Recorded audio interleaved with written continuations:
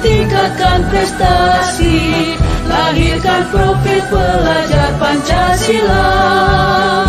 Belajar, bergerak, Assalamualaikum warahmatullahi wabarakatuh.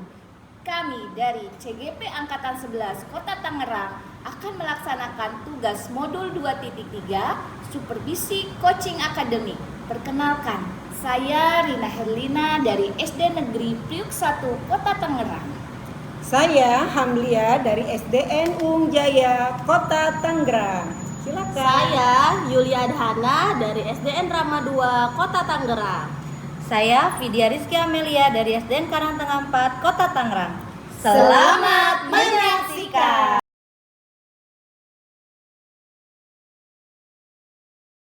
Assalamualaikum Bu Yulia. Waalaikumsalam Bu Rina. Apa kabar hari ini Bu Yulia? Alhamdulillah baik Bu Rina.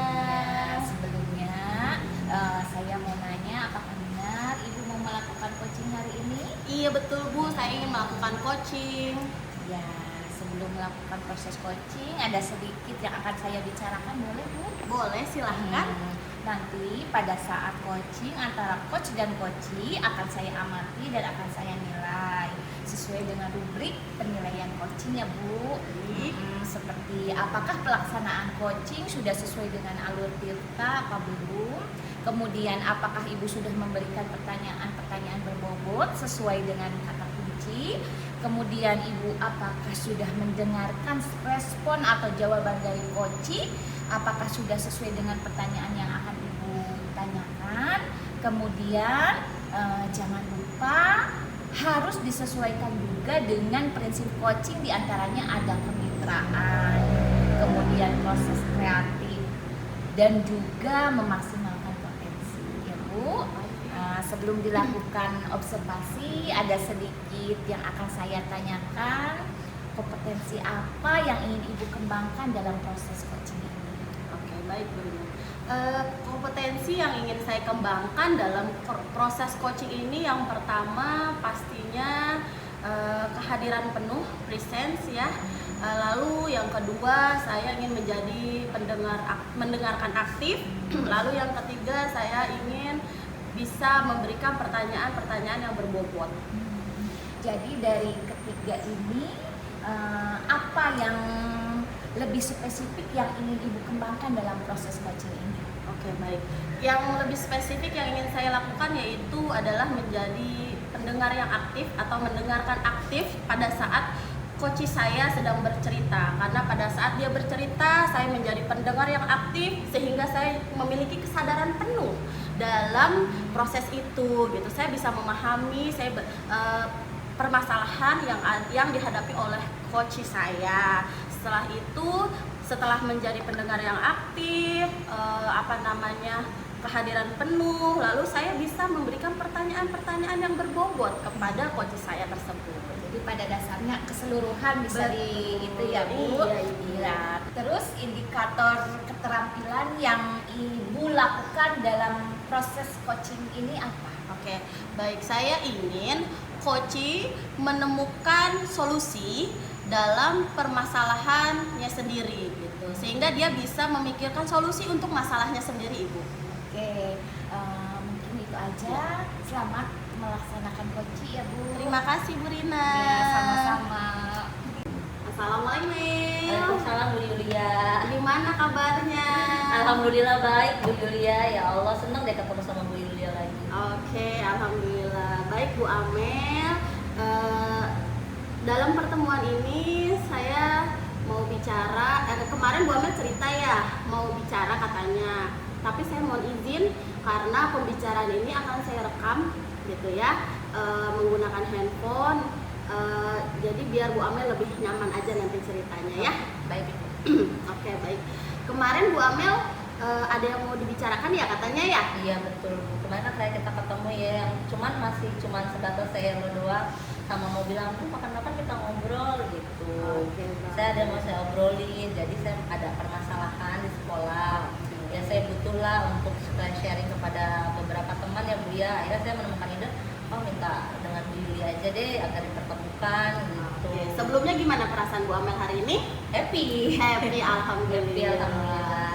Iya, Bu Amel mau cerita tentang apa tuh? Ini Bu, murid saya, saya ada kelas 1 di tahun ini. Ya seperti biasa deh, kalau kelas 1 kan pasti bermuncul karakter-karakter baru nih di kelas. Ada satu anak itu datang terlambatnya, datang sekolahnya terlambat terus.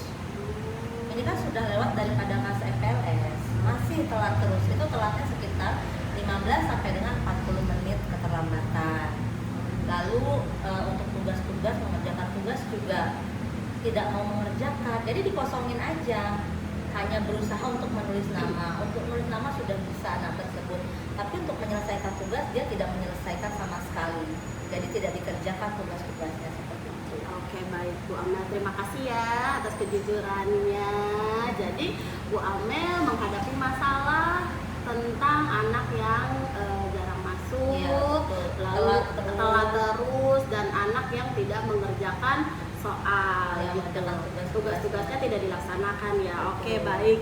Lalu apa yang Ibu Amel harapkan gitu dalam perbicaraan kita hari ini? Saya berharap sih ya bisa nemuin solusinya ya Bu ya, setelah saya bercerita kepada Bu Yulia, barangkali saya bisa menemukan solusi yang terbaik atas permasalahan saya hari ini. Oke, baik. Menurut Bu Amel, apa sih yang kurang motivasi anak yang Bu Amel, maaf tadi nama anaknya siapa ya? Halif. Halif. Iya. Oke. Menurut Bu Amel, motivasi apa yang kurang dari Halif? Motivasinya sepertinya kayak misalnya dia bangun tidurnya susah. Mamanya juga kan cerita bangun tidurnya tuh susah Miss. Lalu kalau di kelas itu mau memperhatikan, tapi hanya cukup 15 menit gitu. Setelah itu ya diberikan tugas maupun materi berikutnya ya dia abaikan. Dia sibuk sama sendiri aja, mainin kotak pensil dia, tapi nggak keliling banget kelas sih Bu, masih di tempat dia duduk ya, hanya saja itu sibuk dengan dunia dia sendiri.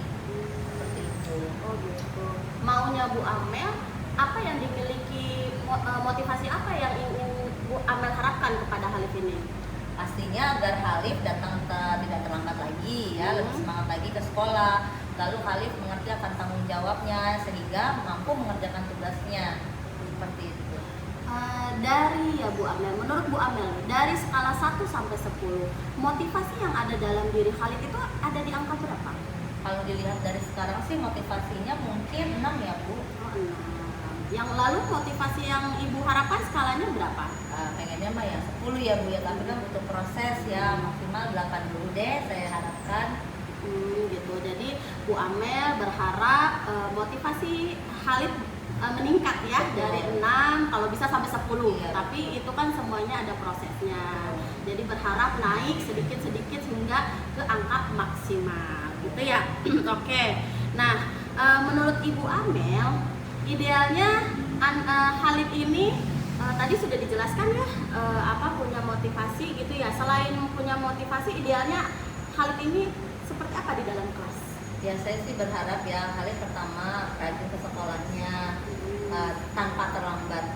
Dia datang tepat waktu dengan bahagia perasaannya dari rumah dengan penuh antusias, sehingga ketika belajar di sekolah mungkin perasaan dia semakin antusias dan bersemangat terutama ketika bertemu dengan saya, seperti itu Bu.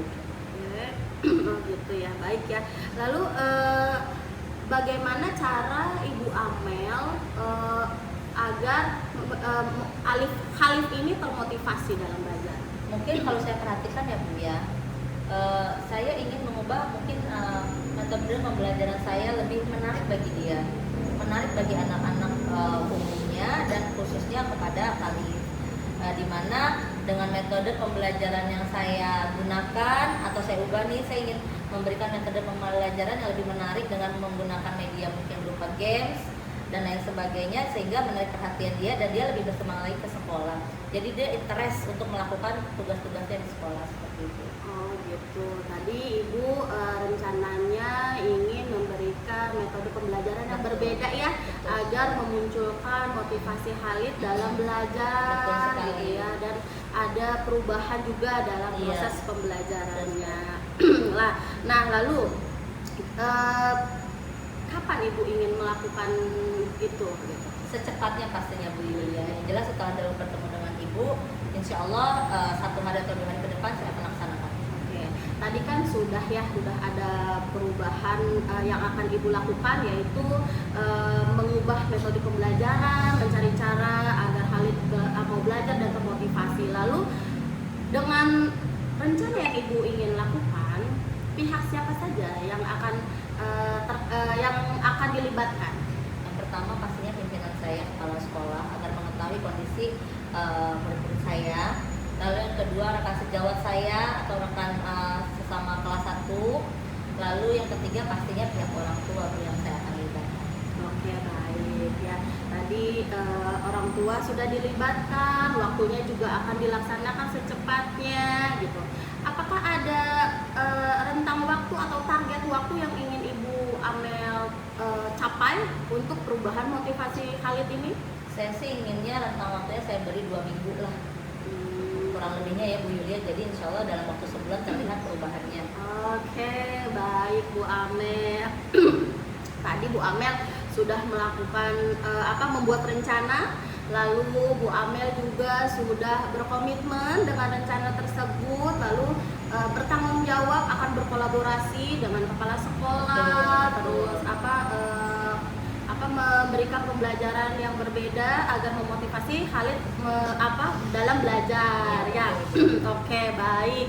Nah, Bu Amel, dari pembicaraan ini, apakah bagaimana perasaan Bu Amel dari pembicaraan siang kita hari ini? Pastinya saya lega ya Bu ya, alhamdulillah lega dan senang bisa berbicara dengan Ibu, setidaknya mengurangi beban pikiran saya dan saya bisa menemukan solusi dari permasalahan tersebut seperti itu. Oke, baik. Jadi kita rangkum ya pembicaraannya dari Bu Amel dari pertama gitu ya, bahwasanya tadi Bu Amel juga sudah punya rencana, mau berkomitmen, mau bertanggung jawab, perasaannya juga udah lega ya. Jadi solusinya udah ketemu belum nih? Sepertinya sudah Bu. Iya, jadi pertama apa tadi solusinya ya Bu Amel? Pertama memanggil orang tuanya, lalu saya juga melaporkan atau menginfokan kepada kepala sekolah saya dan juga rekan sejawat saya. Setelah itu saya membuat komitmen dengan ketiga belah pihak ini agar kedepannya Khalid menjadi lebih baik lagi dengan perubahan yang akan saya bawa, yaitu dengan metode pembelajaran lebih menyenangkan dengan berbagai menggunakan media pembelajaran seperti itu. Masya Allah, terima kasih Bu Amel, bagus banget rencananya. Mudah-mudahan rencananya terlaksana dengan baik dan Khalid pun ada perubahannya dalam pembelajaran. Amin. Amin. Semangat terus Bu Amel. Terima kasih Bu Yulia, makasih waktunya Bu Yulia ya. Iya, sama-sama. Mari sampai ketemu lagi Bu Yulia. Iya. Assalamualaikum. Waalaikumsalam. Assalamualaikum Bu Yulia. Waalaikumsalam Bu Rina. Bagaimana Ibu tadi proses coachingnya berjalan dengan lancar? Alhamdulillah tadi berjalan lancar, yang mana saya juga tadi sudah menerapkan alur tirta pada saat melakukan coaching kepada coach saya. Nah, setelah melakukan observasi bersama coach tadi, ada sedikit pertanyaan yang ingin saya tanyakan ya Bu. Baik. Apa saja yang sudah didapatkan pada saat coaching terkait indikator ketercapaian yang diinginkan? Oke. Indikator yang saya dapatkan ya sebagai coach gitu ya, yang pastinya saya melakukan kehadiran penuh dan menjadi pendengar yang baik untuk coach saya.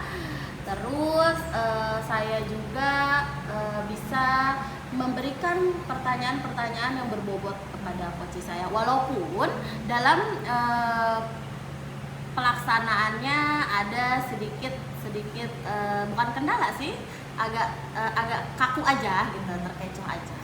Iya, tadi saya sudah amati bahwa Ibu sudah melakukan proses coaching dengan bagus ya, sesuai dengan alur tirta, yaitu sudah menentukan tujuan pembelajaran, kemudian identifikasi masalahnya sudah tercapai, kemudian rencana aksi yang Ibu tanyakan juga kepada coach sudah benar, kemudian tadi tanggung jawab coach sudah ditanyakan oleh Ibu, luar biasa ya Bu. Baik. Oke, saya juga mendengarkan percakapan Ibu sudah fokus kepada Koci, sudah mendengarkan aktif, dan Ibu pun sudah mengajukan pertanyaan berbobot.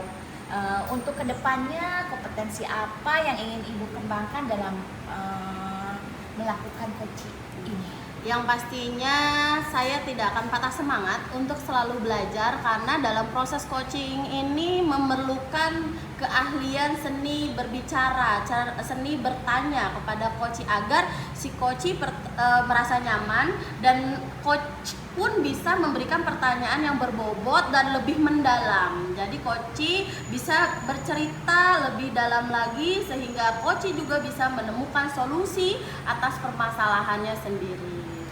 Oke, terima kasih ya Bu Yulia. Sama Bu Lina.